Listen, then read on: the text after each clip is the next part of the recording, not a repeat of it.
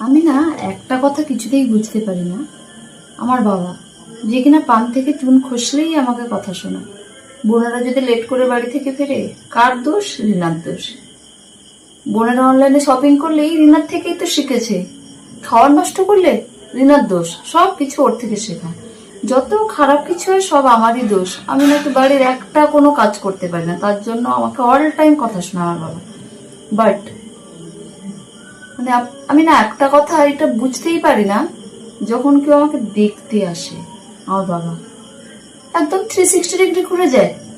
আমার মেয়ে আমার মেয়ে এত দারুণ রান্না করে, ইউটিউব দেখে দেখে খুব সুন্দর রান্না করে আমার মেয়ে।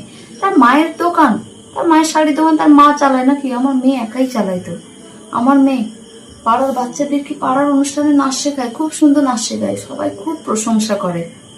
আর পাড়ার বাচ্চারা প্রত্যেককে টিউশন পড়ায়, ফ্রিতে টিউশন পড়ায়, নিজে অফিস যায়, বাড়িতে রান্না করে, মানে এত প্রশংসা করে, এত প্রশংসা করে। আমি না ওখানেই পুরো একদম চমকে যাই যে আমার বাবাকে দেখছি না অন্য কারোর বাবাকে দেখছি যে এত প্রশংসা করছে, যে কিনা সারাক্ষণ আমাকে এত কথা শোনায়। আমি কোনো কাজ পারি না, অকর্মণ্যে ঢেকি, সে কিনা বাইরের লোক আসা মানে একদম একদম 360 ডিগ্রি ঘুরে যায়। ব্যাপারটা কি? দাবি কি এদের?